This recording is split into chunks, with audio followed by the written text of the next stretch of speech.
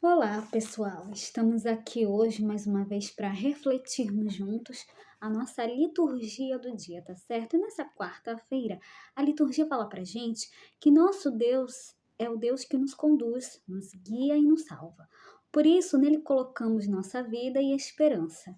Então, celebremos a liturgia com alegria, piedade e devoção. Então, a primeira leitura está em 2 Timóteo, capítulo 1, versículo 1 a 3, depois o versículo 6 a 12. 2 Timóteo, capítulo 1, versículo 1 a 3, depois o versículo 6 a 12.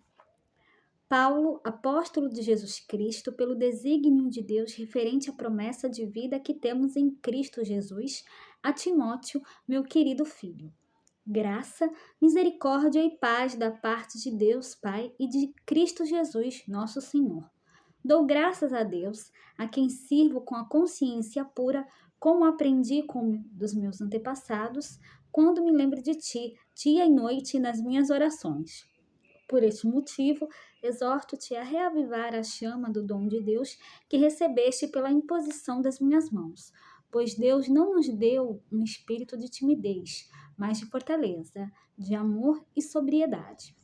Não te envergonhes do testemunho de nosso Senhor, nem de mim, seu prisioneiro, mas sofre comigo pelo Evangelho, fortificado pelo poder de Deus. Deus nos salvou e nos chamou com uma vocação santa, não devido às nossas obras, mas em virtude do seu desígnio e da sua graça, que nos foi dada em Cristo Jesus desde toda a eternidade. Essa graça foi revelada agora pela manifestação de nosso Salvador Jesus Cristo. Ele não só destruiu a morte, como também fez brilhar a vida e a imortalidade por meio do Evangelho, do qual fui constituído anunciador, apóstolo e mestre.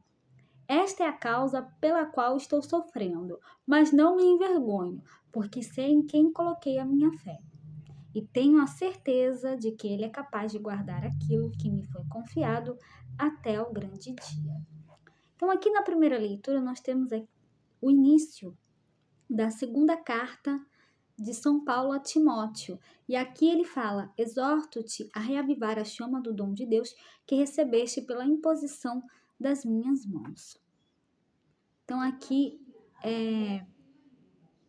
ele fala também, ele não só destruiu a morte, como também fez brilhar a vida e a imortalidade por meio do Evangelho, do qual fui constituído anunciador, apóstolo e mestre.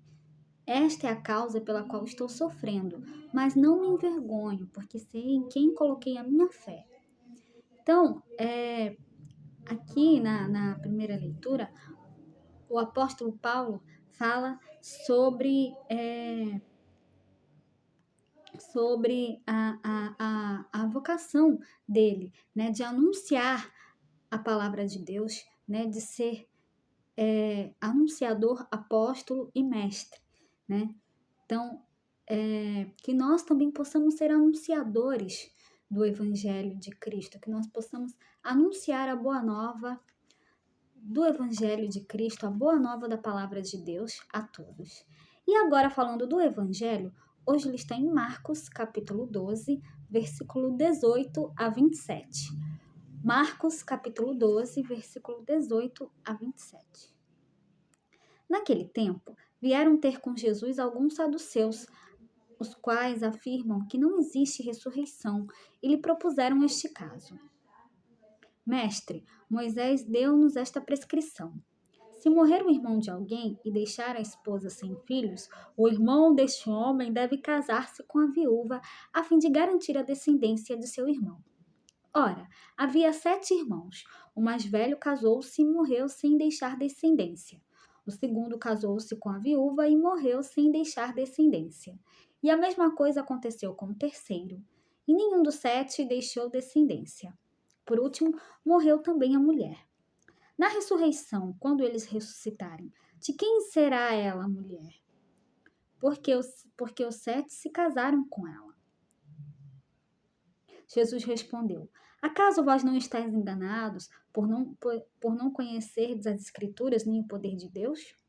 Com efeito, quando os mortos ressuscitarem, os homens e as mulheres não se casarão, pois serão como os anjos do céu.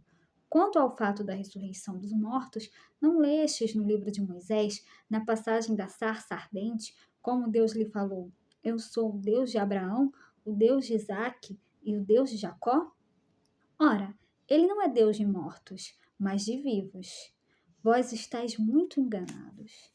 Então, no evangelho de hoje, Jesus é procurado pelos saduceus, um grupo judaico que negava a ressurreição dos mortos, sustentando que após a morte não há continuidade da vida.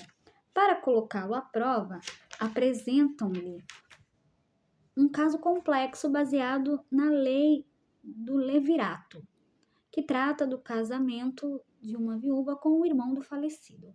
Jesus responde-lhes, questionando a ignorância deles acerca das Escrituras e do poder de Deus.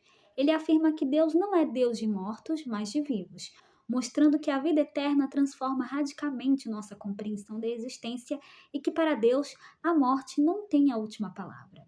E acrescenta que quando os ressuscitados forem como anjos do céu, não haverá casamento, pois a vida eterna transcende as relações terrenas. Então, era isso que eu tinha para falar para vocês hoje. Muito obrigada a todos por curtirem, por comentarem. Aqueles que só assistem mesmo também agradeço. Espero que vocês tenham gostado dessa reflexão de hoje. Espero encontrá-los todos aqui amanhã, quinta-feira, se Deus quiser, para continuarmos refletindo cada vez mais as leituras da Sagrada Escritura. Então, muito obrigada a todos e até a próxima, se Deus quiser.